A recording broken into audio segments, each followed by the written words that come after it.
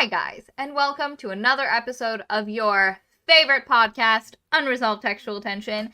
This fine morning, I have with me my lovely co-hosts, Katie, and the ruggedly handsome William. What's up, people? So rugged, so handsome. And And today today, go ahead. you go ahead. Today we're doing a live stream because a book needed to be done today that wasn't done today, and so we had to push that. But we're doing a live stream, and we're doing something that the channel is quite fond of, comment responses, where we take comments that we've gotten on our videos and we talk about them and engage and create more discussion. Indeed. And usually we do these as a live stream for the whole channel, but because it's the book club book is the one we had to put off doing, we're doing it just for the Discord. I am trying to figure out where I put the comments that we're going to respond to. I didn't have as many as normal because you guys haven't been super interesting in the comments for a while now. Look at that. So let's be real. Disappreciation. Unreal. But oh, no wonder I'm looking in the wrong spot. I'm dumb. Yeah, that's what we'll be doing today. We have it probably won't be a super long video because you'll be watching this in video form. And I probably won't have edited it. But you guys can still profit from our genius. Oh, there's such a funny comment. Did you see it, Maria, on your live stream? Yes, it is so great. Someone said Maria being besties with her ex is giving real I was raised by lesbian vibes. Let me tell you, I'd like to say, so I was watching a video about being culturally queer where you are the child of queer parents, and so you kind of grow up very close to that world to the point where you culturally can identify it while being, as I am, straight as a board. And I don't know if I'd necessarily take that on for myself, but I did grow up, all of my big holiday events were New Year's at my gay uncle's houses. They make great food. Oh my god, they make incredible food, and they're also I grew up with a lot of gay people as my adult parental figures, and so I might take the culturally queer thing, but yeah, I do think that's definitely that was a great comment. It was great. Funny.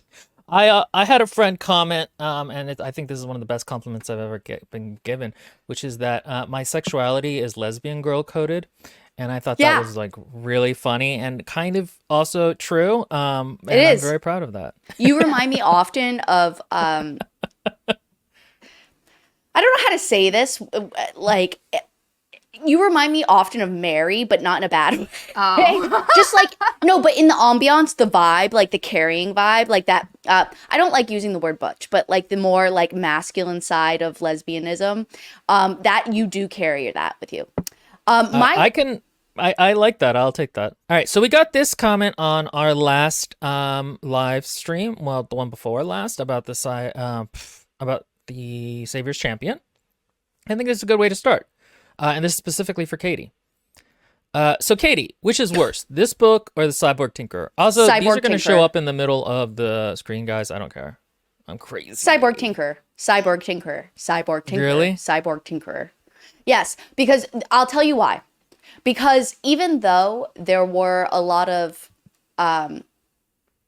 things that just didn't work, just as a general summary statement of the Savior's Champion, there was a lot of stuff that was but at least there was some, we said, Will, or in general, the gimmicky death scenes that are very cheesy and stuff like that. So that was kind of entertaining, and it was entertaining in the fact that it was decent enough to I don't want to say decent enough, but there was more fattiness to it, I guess. I don't know how to describe it. It had more more filling in the pie, I guess, than Cyborg Tinkerer. Cyborg Tinkerer felt very bare bones, honestly. It felt literally a first draft, whereas Savior's Champion kind of feels like a second draft that should have went to a fifth draft. Yeah. But Cyborg Tinker, no offense. But also, you know what kills me? You know what haunts me to this day? The almond butter? What haunts me to this day is the "let me sit on your face" thing, and then comboed with just the weird threesome scene really grossed me out. I'm not gonna lie. And also, for some reason, and not in a good way. Yes, exactly. And so the thing is also Bastion in that book really creeped me out. I don't know what it was, but there's something incredibly gross about that character the whole way through. And it didn't help that the main character was also crass. And then it didn't help that the other character was like unreliable. So there were like no likable characters. I don't think there are any likable characters, particularly in the Savior's Champion, but at least Kazima's kind of like, you know, I can fix her. Yeah, exactly. Yeah, I would agree. I would say Cyborg Tinker is worse. It is a viscerally harder to read book. Yes. It on a sentence level, it is worse. The writing itself, the descriptive, like, listen, nobody's gonna sit here and say that Moresi is an excellent descriptive writer, but Latour would, like, again, using nut butter stuck to your mouth as a way to talk about peanut butter. Sex peanut butter. And that being too. turned on That too. and love. Like, it's just a wild connotation. And I think we mentioned this in the video, but it was like she had a thesaurus and kept picking words with like bad context for what she was doing, and it was really rough. It was the other thing I will give the Savior's Champion, you can't say this about the Savior's Sister, but Savior's Champion is straightforward of a story. It starts and it says, hey, there's going to be a death tournament for the Savior. And then the majority of the book is just the straightforward A to B to C to D. There might have been way too many. We got through way too much of the alphabet with how many challenges there were.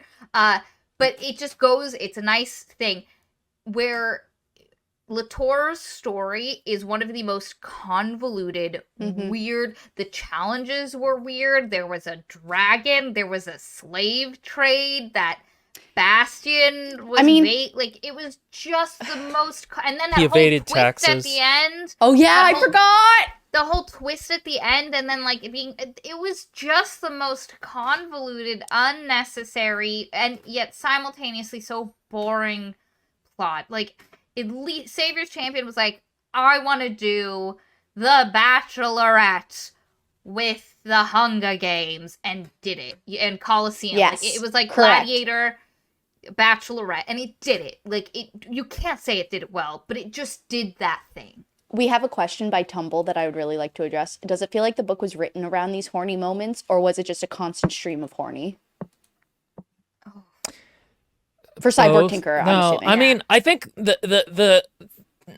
no, it feels like they were actually just like plopped in on top of already. That's did. exactly what I was going to say. Like, the book would have been no different if you had taken the horny moments out. There were like no horny moments. I mean, like, I guess there was, but it was so poorly. Like, it was just like you're right. It was like it was inserted for the sake of a romance rather than it being integrated into the conversation of the characters or whatever. Yes. And it wasn't like this was a book trying to be a smut book, that it came up enough. Because, like, when you start a smut book, you know what you're getting into. You know? Like, it's very clear out the gate what the fuck you're reading. And this was like, oh, this is what's that term for where it's machinery? Cyberpunk.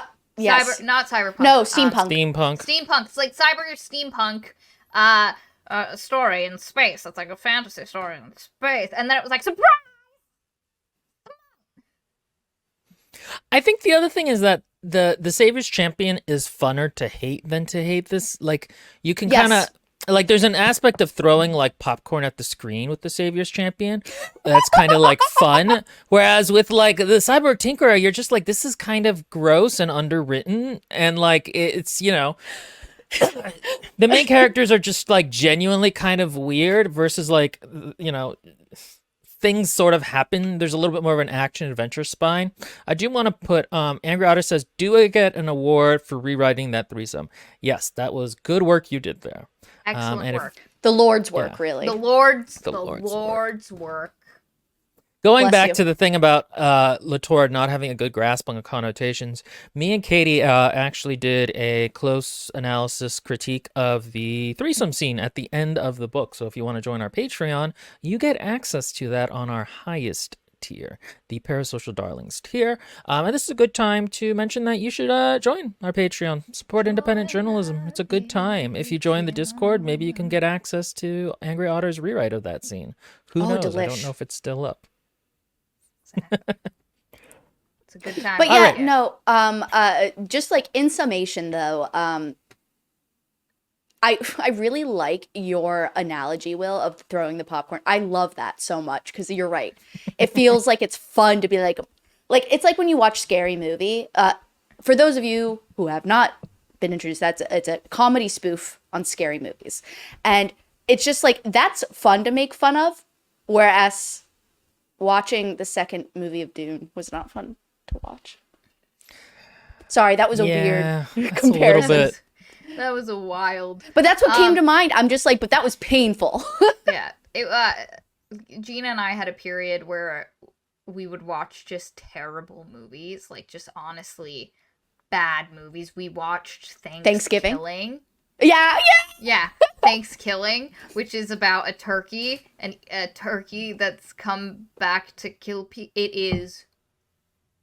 The tire. Have you seen the tire one? No, but it's a haunted tire. It's just a tire that bounces down the road and kills people. Yep, it's on the list at some point when we get back to that. But anyway, that's Saviors, and for me, like Cyborg Tinker was just like if there was a movie version of Cyborg Tinker, I think it would hit the scary movie. Like I think watching it would like people would think like, oh man, this is a spoof, and like no, that's just how the book's written. It's written as if it was if it was honest to goodness, unironically trying to be scary movie, but it didn't realize it.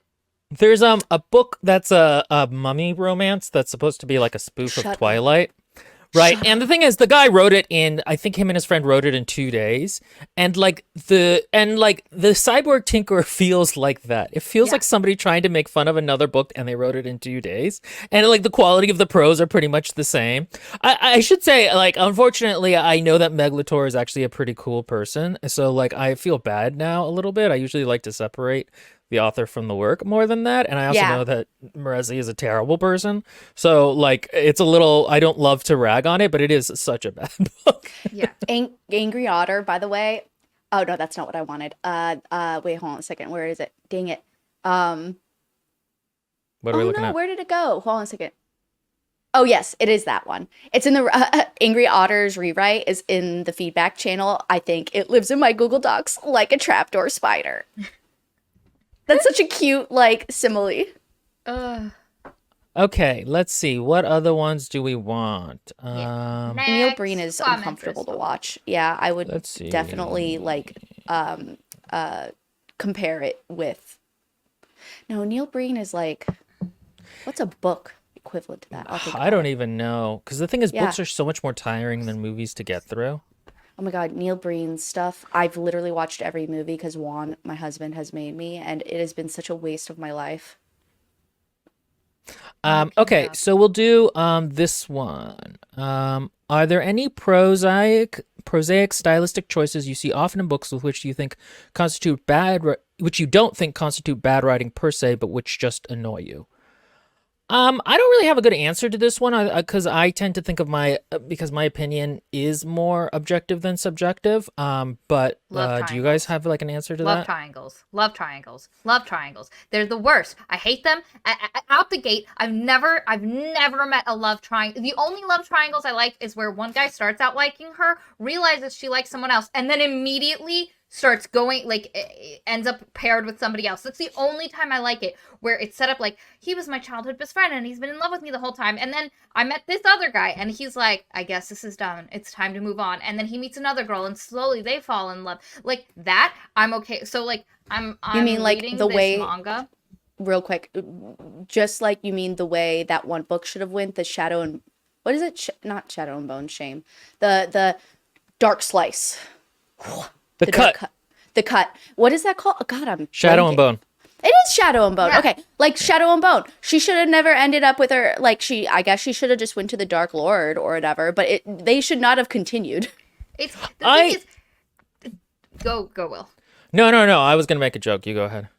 So, like, I just hate it as a concept. And the thing is, what I'm talking about doesn't really constitute a love triangle, because the point of a love triangle is it's there for a while and the people who like them like the angst of it, and I just don't.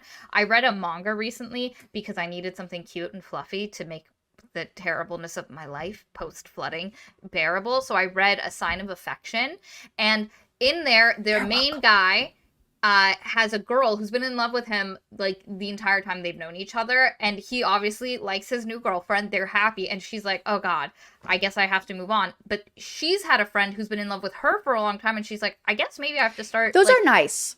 And like, you get to see these two fall in love. He's been like, this is my, and he tells her, I'm gonna take my shot. This is me shooting my shot. You can say no, but I'd like you to consider me. And she's like, okay, well, I guess I will. And you get to see them go on a date, and it's super fucking cute. And I'm like, perfect. Like, yeah. And that's what I'm okay with that. But I hate, and again, I don't think a love triangle automatically. It's manufactured drama. That's why.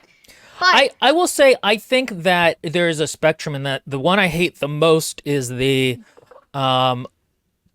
used to be really common, but it's like, okay, these represent two different paths in life, you know, that kind of thing. And it's very clear who the third top person is going to choose, a la Bella and Edward and Jacob, where it's like, this is not really a love triangle. Another kind of love triangle I hate is the fandom one, where it's not a real love triangle, just the fandom thinks it is, a la Zutara. That's right, never not salty about that.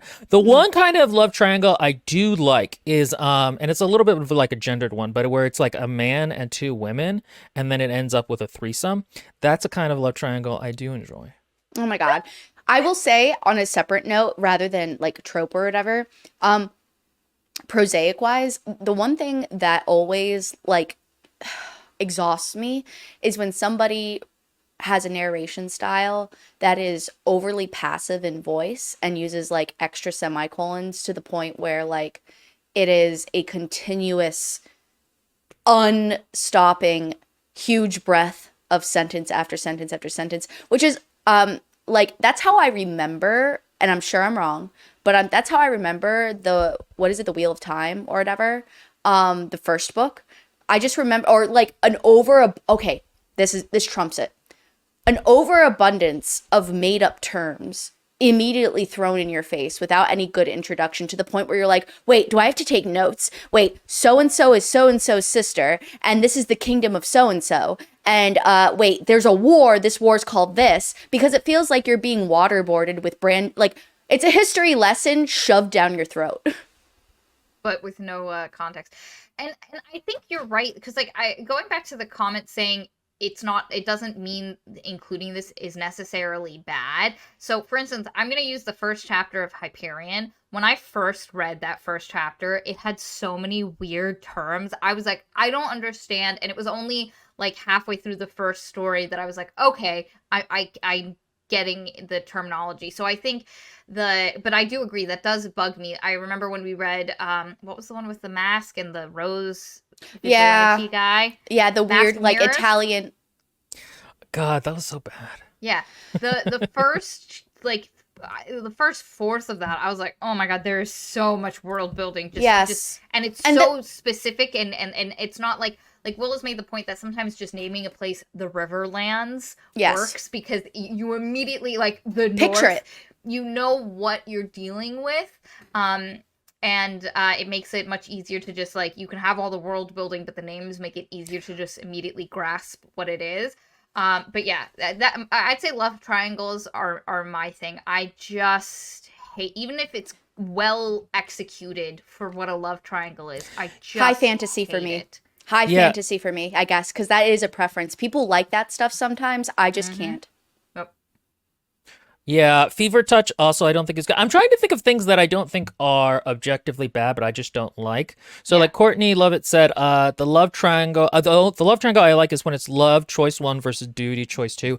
I think that can be effective, and I get why people like it. I just personally cringe at it. I'm just like, I don't like this. I don't like it. But that's a case where I think it's a personal preference, where it's like, my thing is I I like a love story where you get with someone for duty and then you slowly fall in love. So I look at that and I'm like, pick the duty option, baby. Your entire family wants you to do it. It's easy. Make the best of the situation. Let's go.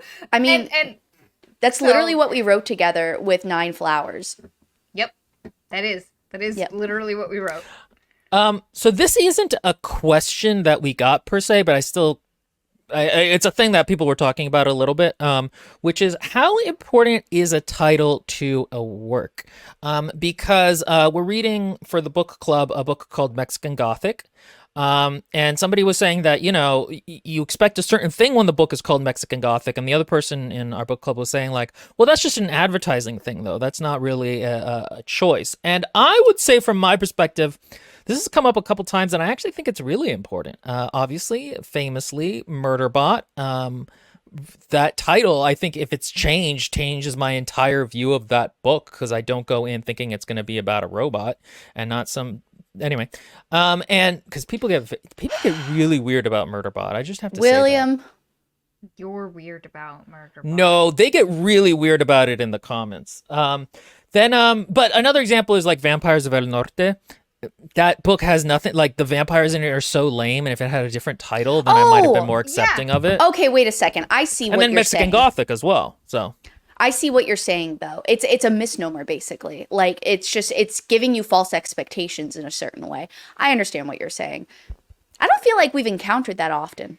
So it's Will and I have read a couple of books, like for instance, the one we read, Vampires of El Norte. That makes me feel. So when you say Vampires of El Norte, I think we're getting a interview with a vampire kind of thing, but set in Mexico. Like especially because like this one girl goes missing. Like the chapter starts, this girl goes missing. She comes out with a bite on her neck, and I'm like, oh my god, she's been turned into a vampire, and then she's gonna get subsumed by the vampire community who's hidden off in the mountains, and then this boy's gonna have to go and like. That was not the book at all. The vampires were basically zombies.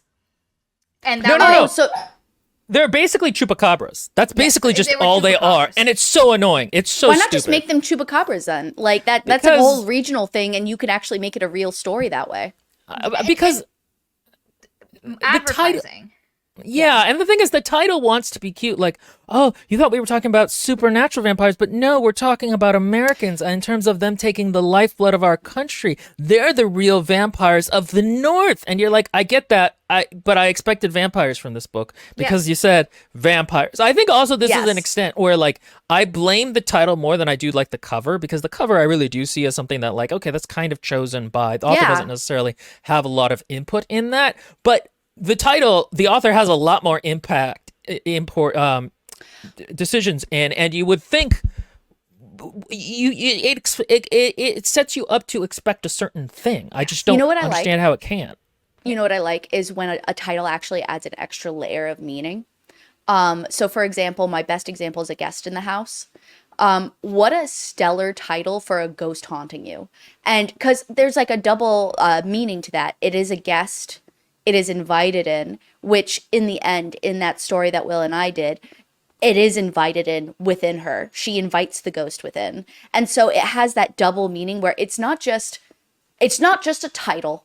It is a meaningful thematic reference that actually builds on top of the plot and characters themselves. I just really like it when authors can do that.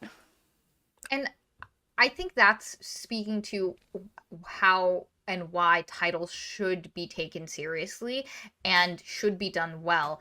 Using Mexican Gothic, because I started reading that, ultimately I'm not going to be part of that stream, but I was out of audiobooks, and I was like, I finished the Sherlock Holmes canon, and I was like, Mama needs a fix. And so I just downloaded that one and immediately was like, what the fuck? Because I hear Mexican Gothic, and I think we're gonna get this colonial, like hidden darkness. Yes. Like what is Catholic. what is I'm this picturing this Catholic Mexican family with colonial ties? I'm picturing Los Dias de los Muertos. You know? Like a night scene with colors, but also like this griminess, like almost again like Interview with the Vampire, but only exclusively like night social scenes with like people interacting. Limestone. Yes, exactly. Because there's so much tension in the like history of Mexico that it is rife to do a Gothic style story. Unfortunately, what you quickly realize Oh is no, I haven't that started it yet. her cousin married a British so guy bad. who built a British Gothic mansion in the mountains of Mexico. So all of the cast outside of these two girls are British. So it's just a British Gothic story set in That is so dumb. That is so dumb. You know what? There's a short story. I don't remember what it's from. It's from an anthology, I feel like. Or it's a short story by a really famous Mexican author. I don't remember what it is called. Maybe you can remind me. But it's basically about this guy, and he goes to a ghost town, and he's like terribly thirsty, and he's like exhausted or something. Oh, and okay, that kind of thirsty. yeah, and there's a ghost horse of some sort. Like there's a ghost horse happening, and that, as well as there was also a short film done for a really crappy anthology of horror films. But this was one of the few where it's a caballero. I can't say it. Capoeira? Yeah, a cowboy. Caballero. Yes, caballero. It's him Caballero. and a robber, Vaquero. and they both are trying. Vaqueros, yeah. Vaquero. They both stole something from somebody, and so they're trying to escape them. It's like a gang thing almost, and so they run into this old, like really nice mansion, but it's like Mexican style. Like it's got very nice specific hacienda. things. Yes, and so, but it's big, and they go in there and they're hiding out from the gang.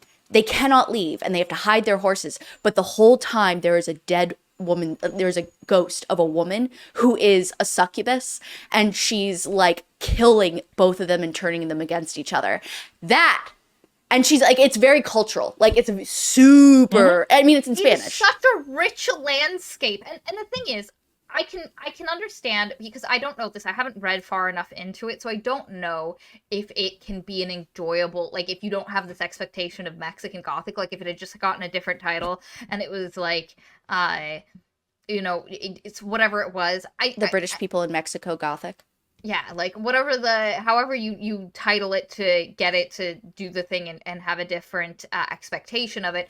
I don't know if then you can just read it and enjoy it for what it is, because I haven't gotten far. Like she literally just got to the house, and the one lady's like, the generator's not powerful enough for everything, so you have to use candles, and also you must be quiet and don't go out at night, and so like I'm very early in. And so I don't know if it ends up becoming... So I've read it. I actually read it back before the podcast. And it's funny because it kept coming up on the book club. People kept voting, nominating it. And I kept being like, no, this book is terrible, guys. We're not going to do it. And then at some point I was like, well, democracy. This happened before our current election, when I realized how dangerous democracy could be. But, and I was like, all right, fine, we'll do it. So I've read it.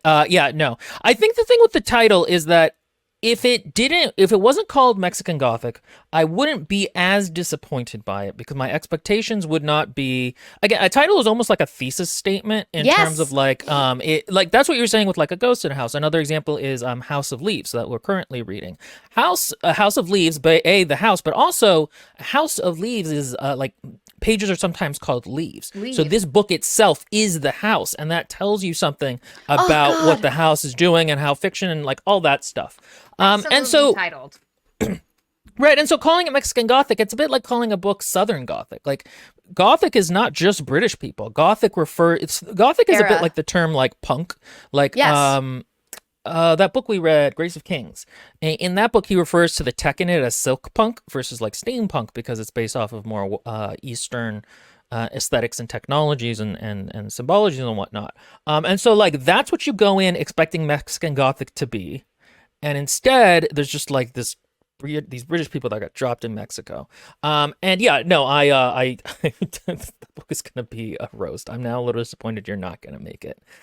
Because it was always fun to watch you hate on things. Wait, what? Maria won't make it for the...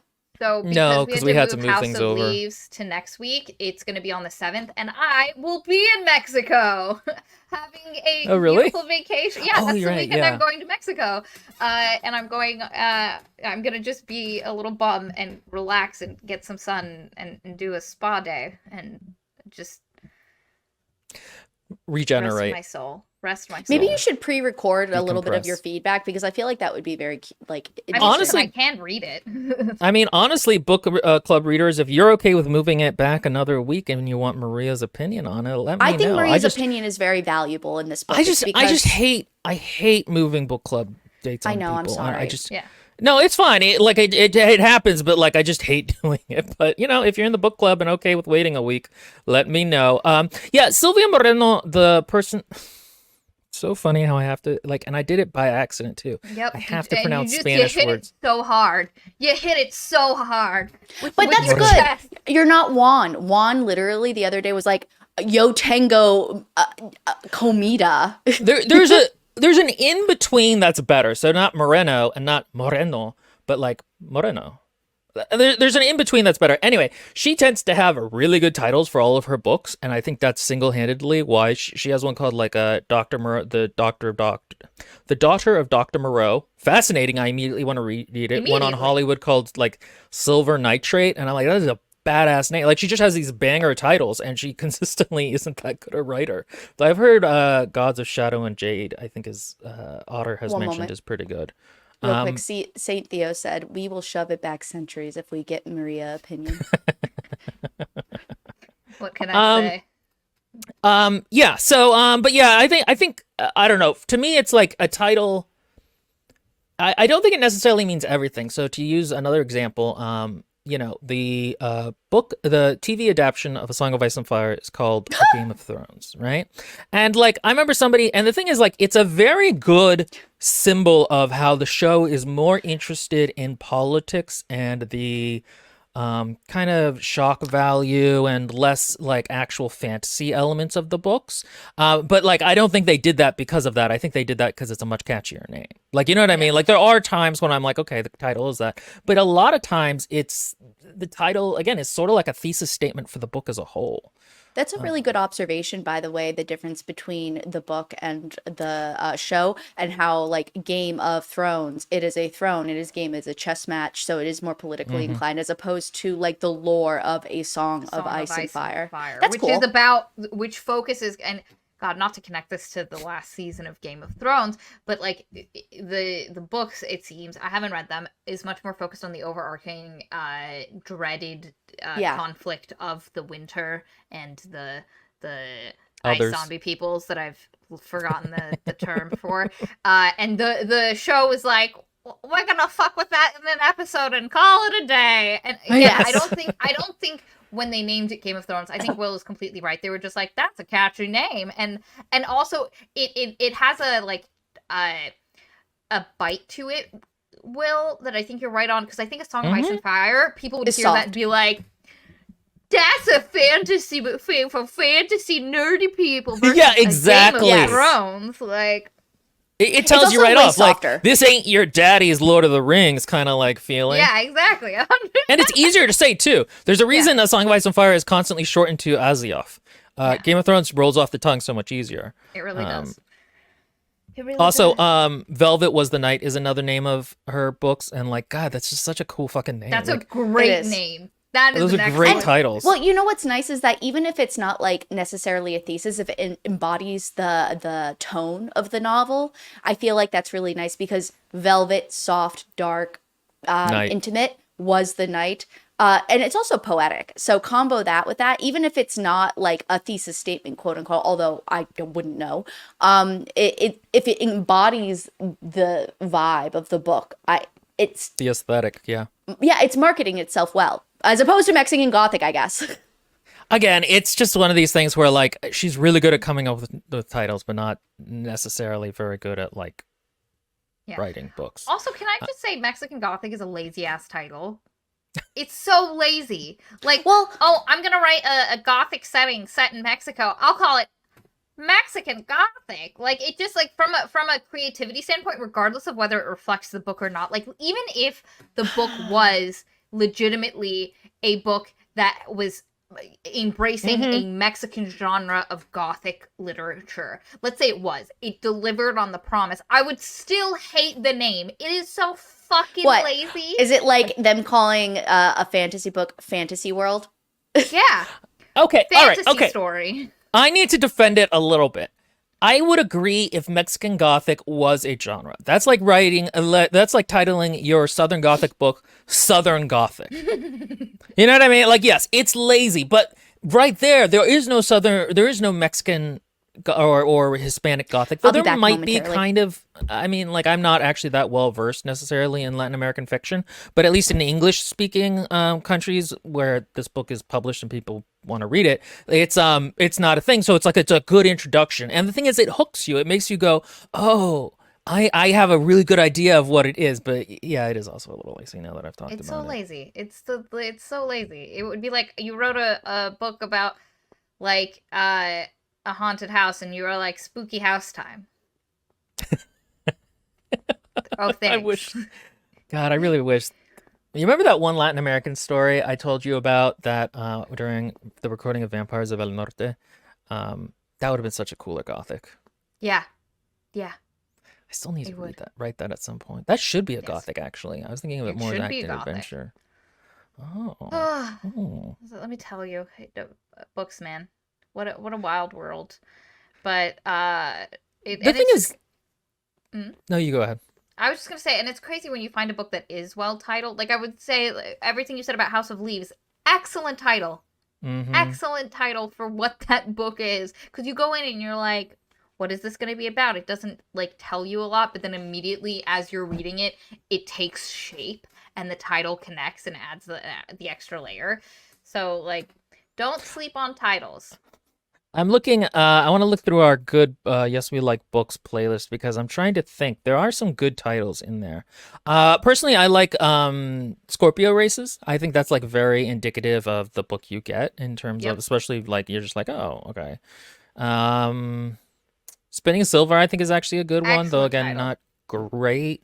The Axiom End books have terrible titles. God Killer, that's a good title. That's a great title. That hooks you in immediately. Sorry, I had to go get ibuprofen.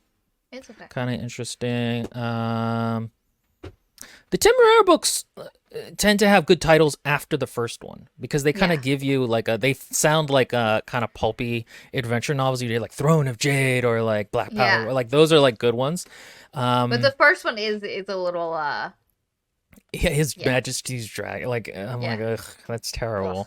Yeah. I want you guys to look real quick. Huh? Let's see if I can get this in angle. I can't. Sasha's like right here with his head in my lap. It's very cute.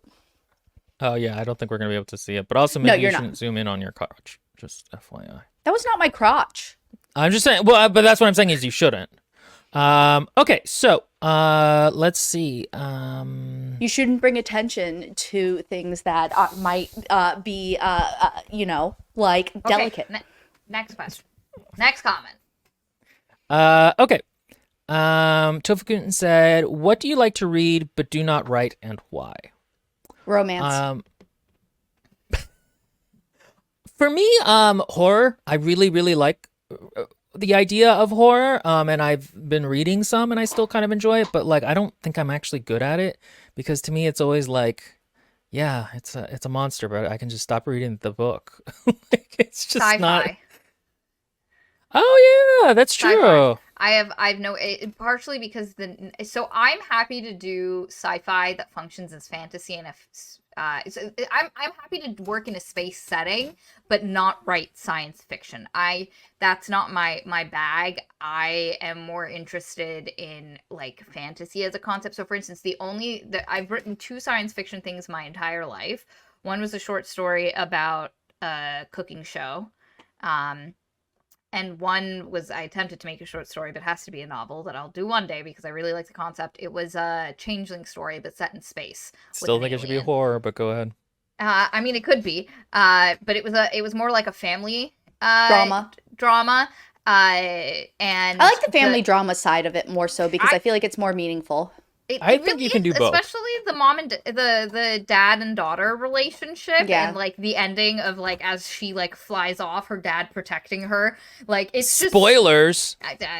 Listen, if this ever comes out, but anyway, I think about that scene and it makes me verklempt, you know, because I just had but it has like it's in a sci-fi setting, but it is not it's a like sci-fi Star story. Wars. Yeah, it's like Star Wars. It's like, instead of wands, you have blasters. Like, it's not really sci-fi in that you're not trying to explore the ramifications. It's a setting. I have no interest in doing that. Ursula K. Le Guin set a high bar, and I am happy to never reach those heights. I love reading romance. I love reading romance. It's nice. It's nice to go off in a land where someone loves you. That was prior to being married. She says like she doesn't have a loving husband. No, but prior to that, you know how I binged romance. Oh, like God. Constantly, because I was so lonely. Single Katie was like voracious. Yeah, I literally did not stop reading. It was a constant IV drip of romance stories after romance stories after romance stories. But I have no interest in writing a romance story. First of all, I can't. I don't think I have the skill for that, because that requires a certain level of intimacy between characters that I have not been able to master. I don't agree with this. You've read fic, you've written fic, you can do it. Fanfic is the ultimate expression of romantic writing. The closest thing I ever got to romance was a dystopian Frost Iron fic, and I never even got to the romance part. Yeah. You said my intro was beautiful. I hate that it's a really good concept and that you were going to make it Frost Iron. Yeah. Well, I actually, you know what's funny is after the Frost Iron bang, I rescinded that and I was like, no, this is not a romance, because I can't write it. I don't like writing romance. And so finally I ended up writing a little bit more to it because the whole like concept, I got made fun of for basically like inserting sandworms into the world, but using like Marvel versions of that. And they're like, this is just sandworms from Dune. And I'm just like, but like. They say as if all of Marvel isn't stolen from other shit. I know! Thor. I know! Have you seen Star Wars? Sandworms show up all the time. I know. I got a comment like that was just like, it's a Sarlacc, but. Well, yeah, it's a Sarlacc, Maria. Or a crate dragon. Or a crate dragon. But no, I started writing that. The thing is though, is like the beginning intro was legit like 40, like no, it's like 25,000 words. Like that was just the intro. And I'm like, man, I really bit in a lot more than I could chew on this. Yeah. You know what's funny? Go, Will. And I still think about it. Okay. Yeah. Back when I first read that, back years ago, and this shows you my mental illness brain that it will hang on to this stuff. I was reading it, and you asked me to make notes on it or something like that, and I did. And there was something about like a light falling down in spirals, and I put like coruscating, and you're like, that's a little bit different of a meaning. And I Googled it and realized I had gotten the meaning wrong. And I was like, yeah, but it adds a little bit of, like, I just completely refused to reveal that I had gotten it wrong. And I still think about how embarrassing that is, even though I'm the only one who knew it years and years later. You're so dumb. That does not even appear on my radar. Hopefully, now it's in the world. It will be banished from my soul. Yes. Yeah. Let me absolve you of your embarrassment. You're fine. What were you gonna say? What I was gonna say is Katie's writing is very dense with description in a very good way. But I can imagine that her writing lends itself to like atmospheric like pieces. Yeah, it's not plot heavy. Yeah, it's not plot heavy, and it's when you hear like its vibes in the best way. That's Katie's writing in a like her writing has such flesh and color to it. You can like you can sink your teeth into a scene and then realize that you spent 3 pages reading about the vibes of the space that the character is in before the character did anything. And so, yeah, I can see why for romance that wouldn't work. Romance requires banter. Yes, it does. A lot of dialogue. And it requires action. Banter. Like action going, you know what I mean? And I just like can't seem to like, you know, I'd like to be a master of all arts, or what is it called? A master of A jack of all trades? Thank you very much. A jack of all trades when it comes to writing, but I am not. I am pigeonholed into one little thing. But the thing is, jack of all trades, master of none is the way that phrase goes. Yes, and I know. Rather be a master of the thing you're good at than a jack of all trades, because that means you're never really good at everything. You're so dumb. I just heard the word master. Go ahead. You're so dumb. Oh my god. But still, that intro to that fan fiction, I'm so proud of. I'm like, man, that'll never see the light of day. That's just gonna stay in that trunk forever. You could just take away the frost iron aspect. Nobody would ever know. It's actually true. That's one of those, like, because like with the fanfics I wrote, there's some that I'm like, okay, I can vacuum them out from their context, and other ones that I'm like, no, you can't. Like, what's interesting about this is how it interacts with the original. Look, wait, fiction. Fern has a tennis ball match. Jack of all trades, master of none, still better than a master of one. Oh ho ho ho ho ho! Change of meaning. Oh, whoops, sorry. Sayings are wild, but yes, I guess so. Okay. Oh, a master of none. Dang it. Never mind. It goes back into Maria's court. Let's see. Oh, okay. This one's kind of interesting. Q&A question. After delving in so many different books across the spectrum, what's the setup, story, or plot lines that make you, shit, here we go again? The book could still be good, but it's starting out on the worst foot for you. I have a lot of these. I actually was going to at one point have us do a tier list of warning red flags for books that we know are going to be terrible. Fun. Men Trials. with dark powers. Trials. Yes. Trials immediately. Trials. I'm out. I'm so burnt out on trials. Me too. Fetch quests that don't feel integral to the plot but are a side quest within a book. For instance, ACOTAR, that series is the worst culprit of this. There's so many fetch quests in the second and third book that are fucking nothing, that don't actually impact, and some that like literally end up being pointless.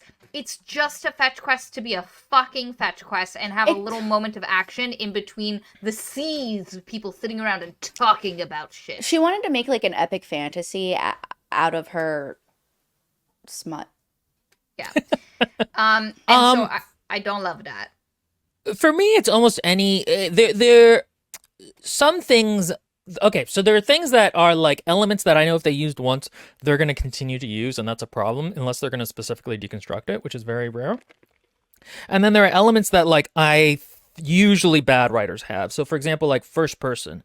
Nothing wrong with first person, but if I see it in a book, I'm like, oh, this might mean that it leads to certain trends, and it kind of, with first person, obviously the critique is that people tend to just sit around and think about things, and it's possible for people in third person to do that. It's possible for first person books not to, but I kind of think people tend to gravitate towards it through first person. There's other things though that are like fever touch. If the two characters immediately feel like their hands are scorching when they brush each other, like, okay, maybe this is going to be a story about how initial attraction is not will not lead to a satisfying love story, or might be destructive in the long term. But the vast majority of the time, that is not the case. You're basically, in that case, taking a bad trope and deciding to subvert it versus just using it straight, which is what most people do. I'm trying to think of some others. Actually, let me look up on... Again, I've started making a Canva list of these, and then I just never got around to finishing it. You guys say some more. I'm tired of books starting with a death. Like a dramatic death. Or of like the mom or the dad or something like that. And it spurs on the, like, where the book starts with the fridging of a character to kick off the rest of the plot. I'm done with that. It's fine. There's nothing wrong with that, but it just feels overused. Yep. And again, men with dark shadow powers. Can we please leave that? It's the dumbest power, and I'm sure it can be done well. Like, it's just very like middle school goth. Yes, it feels very silly, and it's just also overdone, and it becomes a shorthand for he's a sexy bad boy, but with a heart of gold. Like it's just become shorthand. If you want a character like, and you're like, I want them to know that he's the right, like, and then you just throw that on there. Quotes before a chapter sometimes are a warning sign for me. fairy tale inspired. Again, I love those, but like it's at this point, a lot of untalented people are writing it. Historical retellings, those tend to be pretty terrible, but mostly I'm getting that from like all the Asian ones we've read. Let's see. Banter. Banter immediately makes me not think it's good. Death competition, sassy main character, fairies, enemies to lovers, and then politics. Those are all things that like sometimes I like, but like not everybody can write politics. In fact, most people can't. Yeah, that requires a certain level of understanding of the internal machinations of politics, which is like a whole thing. But you know what else also kills me is the introduction of like a thief. You know what I mean? Like the Aladdin of the world. Like there's so many of that. What's its face? Yeah, like the Jen. like fucking Jen, especially when they're children. I'm so tired. There's this one book yeah. series I love. I haven't read it in a very long time, but I loved it when I was younger. It's called The Demon King. I think that's the name of the series. It might not be. The first book is definitely called The Demon King. And it's the main character. He's like 18, 19, I think, and he used to be the head of a child gang. Yeah, and like when you're 16, 17, 18, 19, you're like, yeah, this is cool. But as a 30-year-old woman thinking about this, I'm like, what are these fucking children doing around? Steve, and where are the actual adult gangs? Because like it's always like the other child gang that they're in world with. I was like, where's the adult gangs? Either using you as spies, and that's your actual thing, or you're just getting hit down. Like, can you stop fucking with our shit? Yeah, you're more just like a gang of rats that they keep having to deal with. Exactly. And it's just, especially when the story takes, like, I remember when I was in middle school, there was this book that was really big all the time that was set in, I think, Italy, and it had a gang of child thieves, like, out doing stuff. And I just can't take that seriously. Like, I'm sure it can be.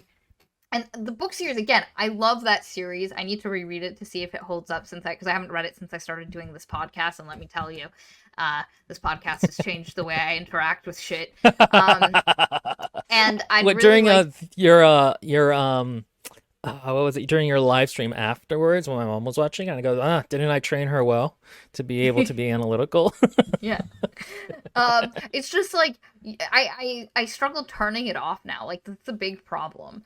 But I just can't. In retrospect, I'm like, you were the head of a child gang. Oh no. You know what? That's funny that you say that like that. So like that's kind of what it feels too. It feels more like I instead of being a teenager that's like, yeah, I really want a Mustang when I grow up, and then you get the Mustang, you're like, yeah, this is fucking sweet, and you're like really enjoying the hotness, and like you have a vibe, and you like even dress for the car sometimes because you want to look like really cool with that car or your motorcycle or whatever. And then you grow up and you're like, wow, this is a lot of maintenance, huh? And then you're like, oh, all I can think about is what are the safety features? What are the stats for longevity? What's the gas mileage? And that's how basically I feel about writing. Yeah, getting older changes how you interact with books you liked as a kid so much. I really, you know what? I hate it. I can't guys, I cannot, and I say guys, not you two, but guys is in like our audience, all 22 of you. I cannot fully describe to you how obsessed I was with fan fiction. I was so obsessed. I would go back and reread the same damn thing 4 times. I have reread hundreds of people's works at least 2 to 3 times. And now I've tried to for comfort when I feel bad, like I used to, and I'll go into it and I'm like, this is boring. Like It's funny. Fanfic is the one place I can just turn my brain off. I'm just like, no. But then also I'm only talking about good ones. Like, to be fair, I'm only talking about those about like the cream of the crop. The problem is there aren't any shows or books lately that I've been like, wow, I want to see that explored in a different aspect. Because I don't watch a lot of media anymore. I'm just obsessed with politics. Sorry. Healthy. Okay. Yeah. I think this is similar to the one before, but I haven't read it. So, have you noticed any trends, factors in which makes books make you go meh versus? Yeah, that's kind of similar to the one we just did. Yeah, we've. Okay, genres. Are there any genres of books y'all thought were weird / you wouldn't enjoy that you then found a book or two of that made you rethink it, or the opposite? Did any specific book trends turn you off from a certain genre? Wait, put that back up again. I want to. That's look at it hard. again. Yeah, I'm. One thing I will say is that. Well, you can go ahead and read that actually first. So I have an answer for the first part of this. If you guys have, Yeah, you go ahead. So I didn't like science fiction until I read Hyperion. That's so late too. It is very late. Because it was after Hyperion that I read The Dispossessed, and like it all just happened at the same time for me, where I was started reading a lot of the Ursula K. Le Guin, and Hyperion was really like the gateway drug into science fiction for me.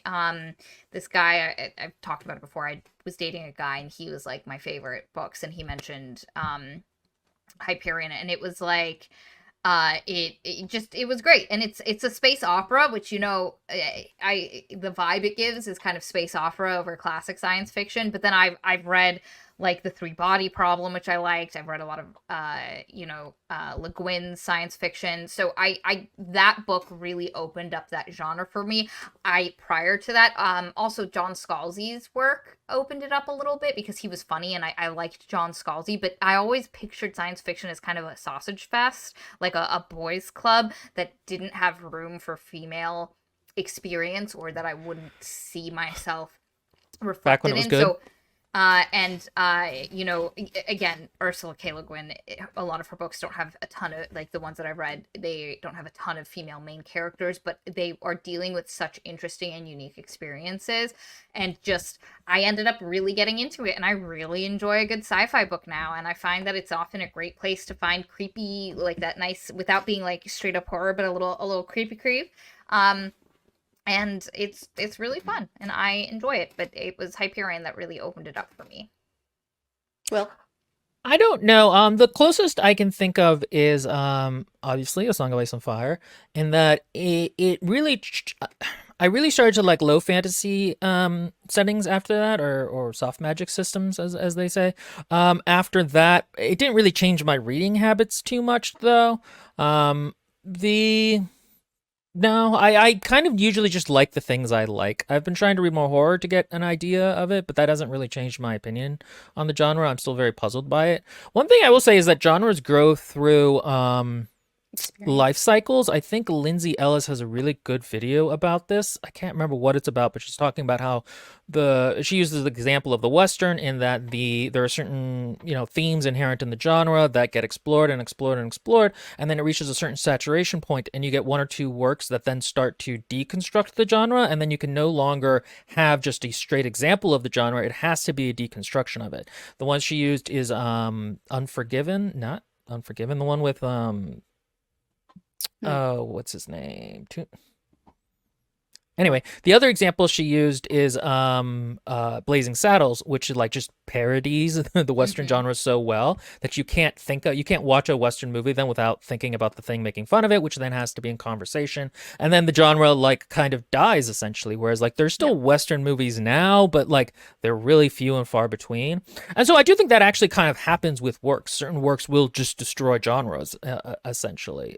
And it can take them a very long time to heal for the audience as a whole.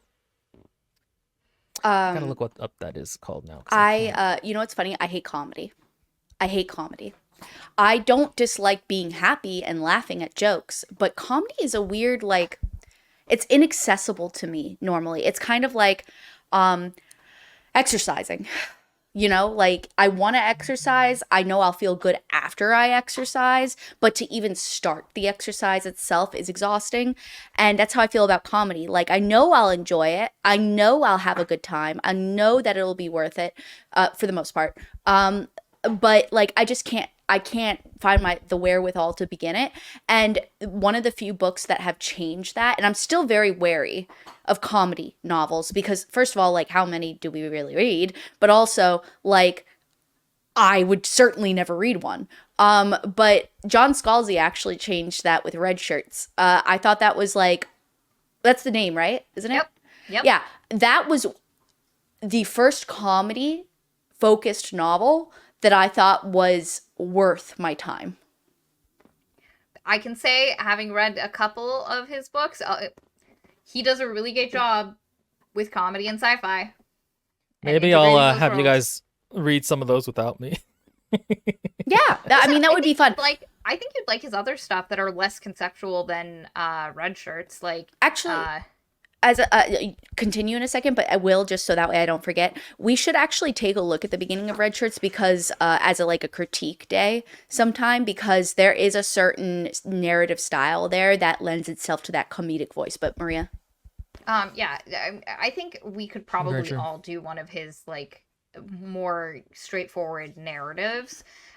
Because I think a huge problem with you with Red Shirts was it was just a very conceptual book and you did not like the concept. Well, and actually, funnily enough, going back to the idea of titles, I think it being named Red Shirts makes a lot of sense for what he was doing. But for me, gave me an immediate idea of the story that then wasn't really played out quite as I expected. So it's not a bad title, but it kind of made me think of it in a little bit of a different way. Also, the movie I was thinking of was Unforgiven. That's the brutal deconstruction of the Western that in Blazing Unforgiven. Saddles. Wait, so it's an actual movie? Yeah, it's a Clint Eastwood one. It's one of his later ones, which is interesting. Oh, because I know what you're talking about. I remember the trailer for it. It's a very good movie. Like it is a very good movie. Okay, let's see then. Will, are you feeling happier talking about things that are beloved? I'm okay. I'm still weirdly out of it and tired, but I'll be okay. He's a tired bub. I will say, as a side note, going into the fancy restaurant I went into last night for the first time in ages with my husband, because we haven't gone on a date in 3 to 5 months. Money, America. But we went out and I dressed in, actually Maria's mom bought me a really beautiful dress and I thought I was going to look like a fucking marshmallow in it. But no, the fabric's way nicer than I thought. And so, which doesn't surprise me with Maria's mom. And so I put it on and I wanted to get a full body picture, but I'm sorry, I will take a picture at some point, but I should have last night for your mom because I know she'd like it. But anyway, the point is I was like, oh, the dress is really nice. Oh, I have a nice sweater to go with it because it's kind of cold out. Oh. And so I put makeup on, I do the whole thing. And then I'm like, oh, I'm going to walk in with this thing. There's a movie where the girl is supposed to be really hot and sexy and seducing this guy, and her whole foot is in a thing, and I'm like, ugh, go put it up and have some ibuprofen, my girl. Yeah, I know. I was limping.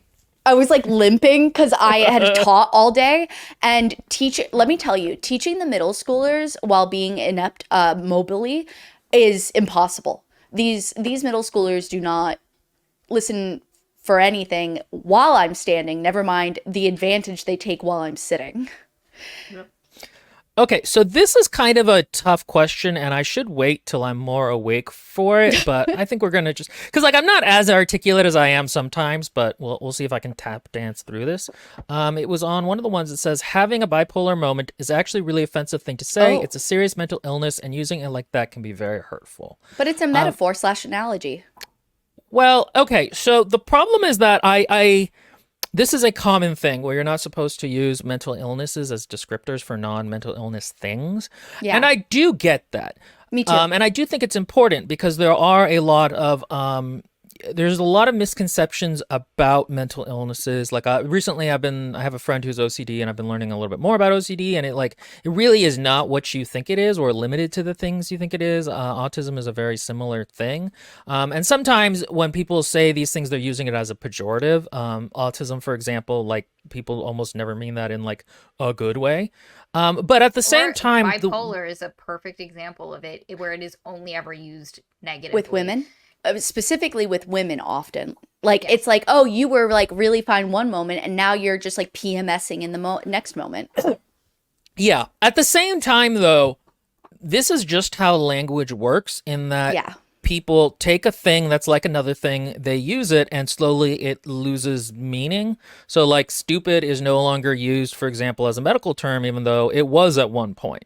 Like, it kind of like this is just the natural drift of language. And so I think it's a thing where you have to decide where on the scale are you?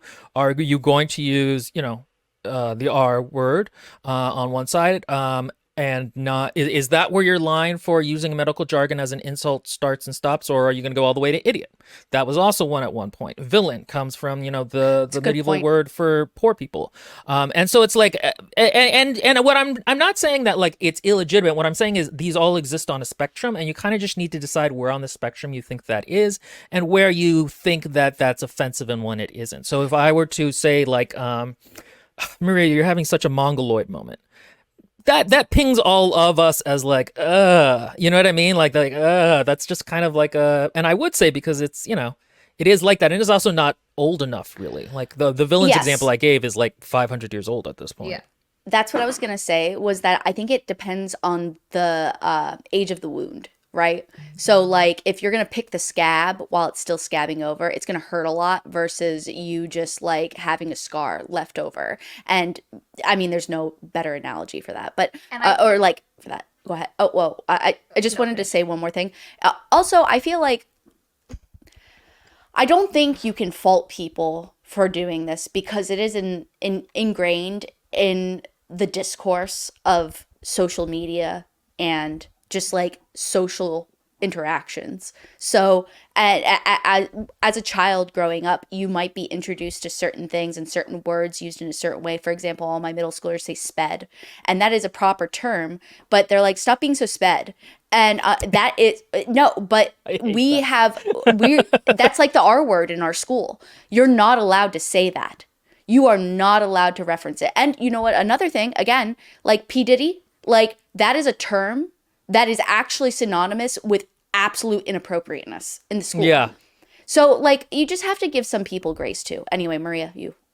So, for me, it's one of those things where I think the how soon it is in history point, but also I think, especially for the bipolar illness, and you also see this with people who have OCD, and because I watched a fantastic video about there's this one creator, and I'm completely blanking on her name. She does a lot of really interesting LGBTQ content. I know who you're talking about. She's got the blue hair. Yes. And she has a fantastic video on OCD and it's really interesting.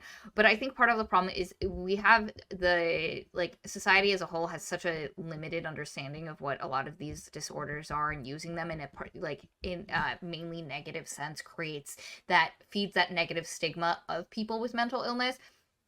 Instead of it just being like, oh, like it's like your brain is doing a thing where it's not producing the chemicals right, so you have these symptoms like diabetes. Like nobody's like, oh my god, they have diabetes, you suck as a person. No, that is still used derogatorily, honestly. It is because of the connotation, right? But on the scale, it's more. But on the scale, right. Like having and so a lot of mental illnesses people view as a character flaw or a character problem, and so I understand wanting to distance, especially for something like bipolar disorder that has a lot of negative connotations. It has a lot of people think about bipolar disorder and how other people experience interacting with someone with it, rather than the absolute hell it is to be on the inside of that process and what it is. Because a lot of people talk about mental illness and how other people experience the effects of the person with the mental illness, and that's how most people interact with it. But to be on the inside of that is absolutely insane and terrible. And I know that because a lot of my friends, okay, yes, I know, wink, wink, have, and at any point where I was like, oh my god, this interaction sucks, I knew it 100% was way worse whatever was happening inside. And so I understand it's only way worse if the other person is empathetic enough to recognize their error, though, because there is a certain. But even then, you're absolutely correct. But even then, the absolute pinging back and forth, the ups, the downs, it's mentally exhausting. Not to use you, but there were times where I was looking at you and I was like, oh my god, she's fighting a war. There's a war going on, and I'm getting hit by some shrapnel. but there is an absolute freaking war going on in there. And so for me, that's the problem. And it's similar to when people used gay as a pejorative. Oh, yes. And it was during a time when we still, gay people weren't allowed to get married. The majority of society had a very negative view about it. And so that's just that's gay. People are using it. You're so gay. I miss like it. that. Of course. There are certain curse words. It's funny because some of them hit on a gut level and others don't, and you miss some of them and you don't others. Even if you like the N word, for example, that doesn't hit us. Like, I just didn't grow up with it. It means nothing to me. I don't miss it in the way that some white people do. But like the R word, I miss that. It feels. Oh, you know how like some white people are always complaining about not being able to use it or whatever. No, to me, I have never heard that from somebody I know, at least. They used to do it more. It's now kind of like gone its own way. Yeah, I'm in the same boat you were. That was not a vernacular term that was in my anything. It just feels weird to me more than anything else. But like the R word, for example, I miss it. That to me feels like a punch in the gut. Like it feels like a powerful term, but we can't use it because of the woke left. But I'll agree with what Maria is saying in that I think more than anything else, the more important thing, and not that you can't chew gum and walk, but like the thing I think that will have a more outsized impact is actually having more openness and education about mental illnesses. You know, that's really, I think, the place that the energy should go to. I don't think it not that you can't just do both, but like I don't really think that even fixing that from the lexicon is really going to do that much. It's so funny. Really quick, I just want to bring a little side piece. Someone I know is going to be taking Lexapro, and I went, oh, please note, you might have a lot of drowsiness, and you might have to change what time of day you take it. Also, it can affect these things. And he goes, that is exactly what my doctor told me. He was like, why do you know this? And I was like, I know a lot of people who have taken a lot of different antidepressants and anti-anxiety medications, and I'm very familiar with the process. And also Lexapro's just the starter one. Though I won't tell you, but a lot of antidepressants give you dry mouth, which is extremely bad for your teeth. Look that up if you are on one, because I figured that out after. Yeah, I figured that out after a while, and my psychiatrist never mentioned it because they just didn't know. My psychiatrist is like, first of all, I'm paying $180 per visit, for 10 minutes. I am switching doctors, but that being said, she's like.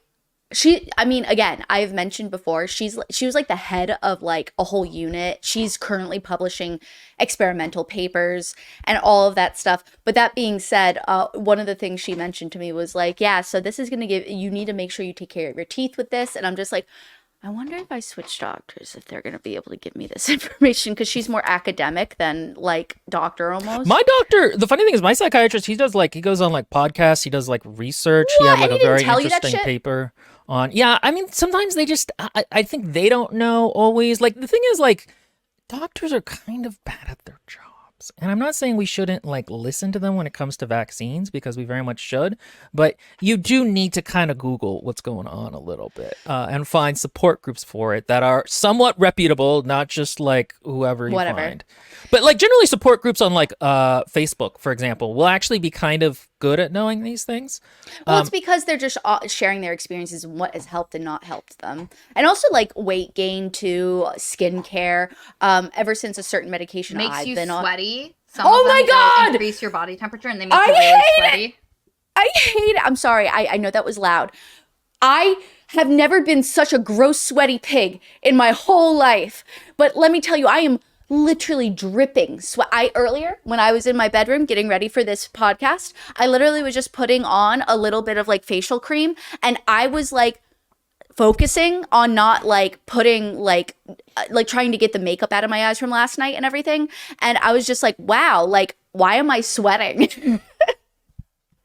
It does a lot. It sucks. Someone like my brother, he's a naturally like sweatier guy, and then he got put on an antidepressant, and it made it even worse. Yeah, I sweat all the time. I hate it. Yeah, so, you know, they won't always tell you the side effects because they just don't always really know. So, and also the other thing you got to understand is that medication affects people differently. So differently from person to person. A couple comments. St. Theo says, my mom once ended up drunk on the floor in tears, complaining she couldn't call black artists something impolite, which is just very funny. That's wild. I know. I saw that comment and I was like, oh, I think I would like to highlight that, but we're talking now. I don't know. It's a thing. It's a thing that like white people really complain about, and I do kind of get it. Like one time, I was at a friend's. The one time I went out and hung out at a bar with some friends, and they had a friend who came over, and he was a big black guy, and he came over and he gave me like a, one of those like cool black guy handshakes, and was like, "What's up, my N-word?" And I was like, okay, I could see how people who are maybe in this culture feel like if you're white, you just say it. You know what I mean? Like, I do kind of get that. But for the majority of people, or if like you're singing along to a rap song, but like for the majority of people, chill. Like, you don't get to use it. It's fine. It's you don't need it. Exactly. You don't need it. You're losing nothing. Your experience of life is fine. It's really hard, actually. My middle school kids, it is like, what's sad though? It's not used culturally in a like. So when I was growing up, God, it makes me feel old. When I was growing up, it was like any interaction I had with that, like it was more of like a sense of kinship, and it was like often like, hey, yo, what's up, hi, like friendly, and like between like obviously not being used with the hard R, but that being said, like today the students use it derogatorily against themselves and others. Like they say it like, like when you self-defame, like when you're self-derogatory and you're like, it's like, hi, nice to meet you. By the way, you might not like me. It's because like, I'm like, ha ha ha ha ha. And then you play it off with a laugh. That's like the vibe of them using that word. And it is so uncomfortable to hear that because it's like so negative. Yeah, it's a pumpkin. Oh, it's a pumpkin, guys. Aw, I love it how she like just shoves her face in your hand and she's her like, scrunched nose. Ugh. I love how cats do that, but then when you try to pet them, like they're not braced enough, so you kind of keep like knocking them over. Especially pumpkin, if I pet her too hard, she falls over. Buckle. She's only got the one little leggy. Oh. She's so buggy. Maria had a really cute picture the other day of Pumpkin and Marmalade doing the Sistine Chapel pose. Oh, yeah. And it was really cute. And it's funny, though, because Pumpkin looks really weird because you can't even see where her arm was, so she just looks like just a sausage. Yeah. Also, up here, Joanne had said, "Are we all depressed here? I love being with my people." Yes. Yeah, like a good, I think, 70 to 80% of our Discord is. But it's cool. We accept everyone. How could you not be? With the thing is, it's okay. On a small baby summary of my little soapbox. Maria, just keep looking down. This is me and Katie are talking. Yes, on a small little baby soapbox that I get on almost every single night when I talk to my husband. The problem is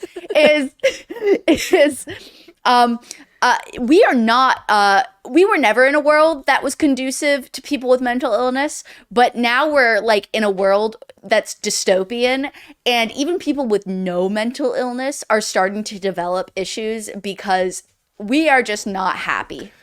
Well, I mean, it's just there's so many things like right up from like internet. Plastics in the water to the social media to not having walkable cities. Like, and I am not someone who's like, oh, just go for a walk instead of taking medication. My medication is I cannot function without it. I'm not a anti-medication person, but and I really do believe that there's just something wrong with my brain in terms of how it creates it. Like, it just doesn't create enough happy chemicals. But there is a lot to like, oh, I don't have a social group because I live in a city where you can't walk to see people or...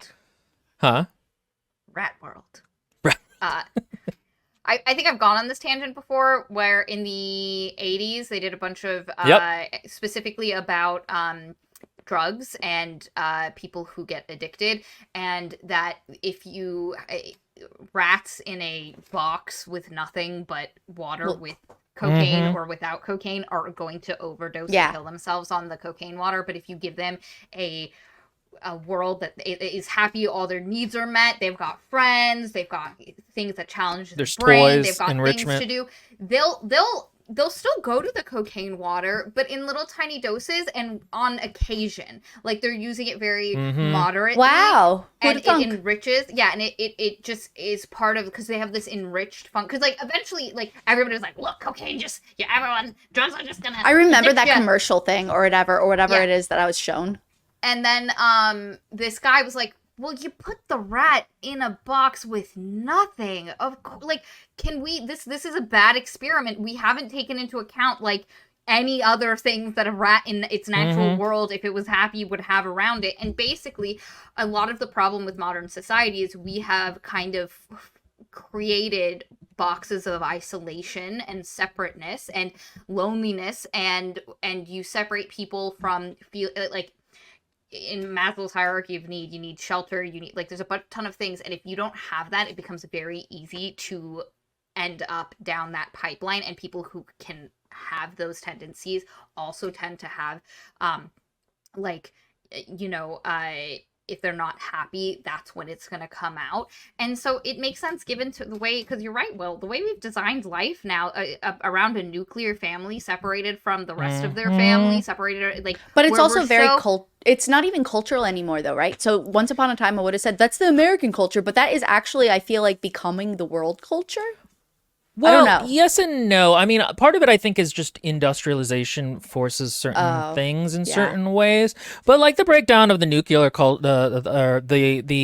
the nuclear family as a unit, that's very much a thing that was constructed, and it's not the case in other countries necessarily. Yeah. And so it's one of these things where it's like, and on the opposite hand too, you're expected to do certain things that are crazy. I hear about like my nephews, or my mom did like daycare, or not daycare, pre-K or whatever, and like the amount these kids have to sit and follow orders, I could never do in my life. Like it's insane. Like, are you really neurally divergent if you can't sit in a classroom for 7 hours, or are you just like a normal person? Thank you. Yeah, it's insane. It's really frustrating. It's because like I am told to teach a specific way. All the other teachers I work with, they're like, yeah, no, do whatever you want. But that's the old school way of thinking. Any newer, younger teachers will say the same thing. And it's just really exhausting. Also, as a side note, I got this comment, Katie, as someone who interacts with the youth, do you feel as if children have become crueler? Yes, they have. At least, again, I don't have data to show that, but in personal experience exclusively, when I was younger, while there was cruelty, obviously, there was a little bit more like there was a gun-ho empathy for like an environmental push, as well as like we're the USA after 9/11, we're going to come together as like a whatever. I don't know. There, like the era I lived through, I really feel like there was a little bit more empathy. Right now, the kids are so mean to each other. They will punch each other, they'll slap each other, and they think that's funny. And they'll hurt each other. They will genuinely hurt each other. And that's just the norm, both emotionally as well as physically. Part of it, I think, is there's a lot of cynicism and like dark humor on the internet that a lot of these that's kids, correct. especially when they're getting into and I'm not here to be like it's the technology, social but it is media's no, but it is. But it is changing how we interact as humans. As much as we are more in touch with people than we have been ever, we are also, most people, socially isolated in a there's this one YouTuber, Mina Lay, she did a fantastic video about the disappearing of third spaces, because you have workspaces, you have home spaces, and there used to be social spaces. They were called third spaces that we came together, a bar, a cafe, a club, a thing, and we have lost them. They don't exist anymore. We are losing third spaces as a society where we get social interaction in person, face to face, which is something that as humans we do need. It's why I think like a space like our Discord has blown up a lot, because it's functioning as a third space in a digital setting where until you find that sort of community, if you're just on social media interacting with people, that's not a third space. Number one, social media is performative. Yeah, it's also driven by algorithms specifically to make you more crazy and stuff. And it's that, and it's also tiny light touches. Right now, social media is really prioritizing short little blips coming in, but you're not actually, even if you comment on a video that has 500 comments, you are not actually interacting with those 500 people, versus a space like the Discord that we have, where people are having active conversations, interacting, sharing photos of stuff, and it's functioning as a pseudo third space. But it is something that we just miss as a society. What's also exhausting is the youth also, The youth also, it's normal to record everything. Like anything. You eating a sandwich, you're recording it. You literally just hanging out, sitting at a picnic bench, you're recording it. And through that, there's a certain level of like, oh, I'm always being watched. Yep. So it's, the performative like you said, nature the performative of the recording. It's this idea that you always have to be on. And yeah, so I was watching another video and I can't remember who this was from, but it was about being perceived and now in society, you how bad it is for you. Yes, constantly have to be on edge. It's like we suddenly live in the panopticon. The panopticon. Yes, we suddenly What's live a in the panopticon. panopticon? The panopticon is a prison that is designed in a way where every single cell can be seen by an internal watchtower where there may or may not be someone in it who can see whatever you're doing. So there's no guards. Privacy. There's no privacy, but there also is nothing enforcing you to do the things other than the threat of being watched and being caught. And that threat keeps people from doing, like, if somebody thinks they might be perceived, they're less likely to do the thing than if they're not. So the panopticon is a theoretical prison system. But we currently live in that. You could be at the gym minding your own gosh darn business, and someone can be taking a video where you're in the background or they're taking a video of you doing something because they're making commentary on it. You could be in a restaurant minding your own business, and then there's somebody taking a video, and now you're in the background eating noodles weird. I have a great example of this. I had an interaction with a student 2 months ago. This student has anger issues. He has a whole special behavioral plan. He is also incredibly not, he doesn't take accountability when he can. He is 14. And the thing is there was one day where he was just really running rampant violently. And I yelled at him, not yelled like a mom, but yelled at him as a teacher. And I had a whole conversation with him, and he was like, I'm not going to talk to you. I'm ignoring you. And so I walked up to him and I was like, well, I'm going to sit right next to you. It's because we're going to have this conversation because you're being completely inappropriate. And then he walked away. I was like, I'm not going to chase you. And then I had this whole conversation, right? And this was a very meaningful moment for me as a teacher because I had never encountered a behavioral issue like that, except for in little baby kids, where they were just insane psychos. And that's different. But this was a person. So I have to try to tiptoe around his behavioral issue while simultaneously teaching him a lesson while not losing control of myself. And his sister videotaped the whole thing, which is illegal. You can't do that on school grounds. So she got suspended for a day. But she videotaped it and showed her parents. And luckily, I'm not a crappy person, so it was fine. But the mom immediately messaged me and was like, I need to talk to you right now. And I'm like, I don't like that I had a teaching moment, and the thing is, it's a weird thing with parents and teachers, Mm-hmm. No, I had a similar the experience. I committed a crime the other day, and somebody videotaped it, and I was like, "That's rude." That's I'm just kidding. rude. But there was a study they did on this on Elf on the Shelf is a thing that I didn't know about till I read this study or the thing about this study, which is you put an elf on the shelf of a kid and you tell them that it's always watching them. Mm-hmm. And they did studies on this, and kids find it insanely stressful to feel like they're constantly being watched. Observed. So and that's the thing you got to bear in mind is it's not even that you might be watched all the time. It's that you yourself are monitoring your behavior from a third point of view because you're like, oh, when can I post this on whenever? What would other people think? How does this compare to what other people? Yeah, it's you are essentially your own panopticon now. You are policing your own actions in case you are being observed, in case and when you record yourself or take photos, you are looking at it specifically through how are other people going to see this and read it. It is crazy, and I cannot imagine in the icky, messy goo that is teenagedom. That metamorphosis. You are literally in the cocoon and you've turned to sludge. You're sludge. and just everybody is observing and posting. Because when I was still I don't work. I used to be the head of a very small school. And when I was there, the kids were just everyone was on each other's TikToks, and this one guy got this girl's TikTok banned. Yeah, I was there for that meeting. Yeah. And all of the little squabbling and the recordings and taking TikToks at school. And I cannot imagine being in your mushy unformed goose self trying to figure out who you are as a human, but also thinking who you are as a human, and it's just all recorded and it's getting put on the internet, and what that must do, that sense of observation and surveillance, what that does to your little brain. Every child thinks that they are the next YouTuber. Like literally almost every single, except for the few that have like, you can tell they have a good home life, you know, like as in, and I don't even mean just a general good home life. I mean, their parents are involved in their academics. Those kids are different, but that's not the majority, at least not at this school. And so it's really sad. It's because they think that the only way they can get out of their crappy situation is by going viral. And what we literally, I told somebody, I don't know if it was either one of you two. No, I told Steven, that's what it was. We literally had a guy come into the school as like, you remember Dare? Yes. The drug thing? Yeah. We had the same. Yes.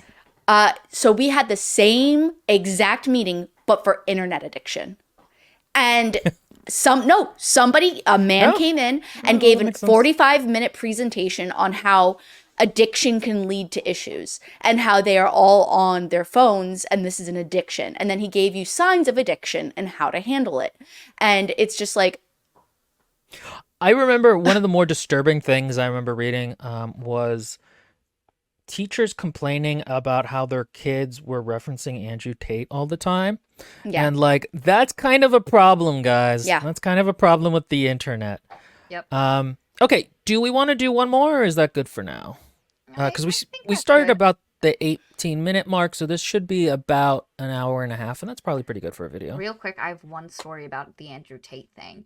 Back when I was the head of a tutoring center as well, there was this one student from a really like cool family, and he was very smart, but struggling with some of the stuff, the math section of the SAT, which he didn't like because math had always been the thing he crushed. And at first, like the first meeting I had with them, he was just like, well, I guess the tutoring is not working, blah blah blah. But he had specific goals. He wanted to become a neurosurgeon. Like, this kid had goals. And one of the things his mom told me was he didn't do anything fun. He stopped playing video games. He went to the gym and, like, did school and then, like, researched stuff. Like, he wasn't, and I was like, buddy, can you please go hang out with your friends? Like, literally, he stopped hanging out with his friends. The next session I had with him, he was telling, his mom was like, he doesn't want to go to college anymore. And I was like, buddy, why don't you want to go to college anymore? And he was like, I'm gonna do Hustlers University or whatever Andrew Tate's thing is. And he's like, and I'm just gonna hustle, and I'm just gonna, and I was like, please don't do that. And is this like, a kid I knew? Also, I don't know. He wasn't one of your students. And I don't want to give too much detail, obviously. Yeah, no, don't. But I just sat there like, I laughed. My first reaction was laughing, which I had to then like. It's so back. absurd. I was like, I'm so sorry. I've just never heard somebody reference that in real life. So please forgive me. And his mom was like, yeah, right? Come on. And I was like, that's not a career path. Like I said, if everybody is trying to do that, no, like you're just gonna, it's not a career path. You had a really good plan. And he was getting even more like going to the gym, waking up super early, not doing anything, like just this like aesthetic lifestyle, but yeah, down and then the recording funnel of Andrew Tate. And I was like, ooh. And then like a month later, Andrew Tate got arrested for fake news. That reminds me so much about the one of the kids that went there, and he was a 15-year-old and he was an alcoholic. And he literally, for fun, took all his class. This is different, but he took all of his. He often would take his friends and other classmates' homework for written essays or like research, and he would, for fun, drink and do research and write their reports for free because he was just interested in looking it up. And his mom had him in an AA program and everything. That sounds bizarre. That's bizarre. Anyway, don't do Andrew Tate, kids. That hustler, that hustler analytics? lifestyle, Logan Paul, Mr. Beast is very deleterious to kids. I don't know. I used to be very like, I don't want to be the guy on my lawn shaking my cane at kids. I'm more comfortable with that now. I shake it at the boomers and at the kids. It's a rite of passage, I think. I really feel like our generation, I really feel like our generation and my husband's generation, which is basically our generation, He's are really still a like, millennial. I feel like we're like the penultimate so far of like what healthy living should have been. Or like not healthy living, but like we were on our way to that. You know what I mean? Oh, I see what you're Like talking we about. were It's what developing in our on youth. our way to that, like environmental awareness, like all that, and now it's just like, oh no, capitalism. Let's throw that in the garbage. Pew.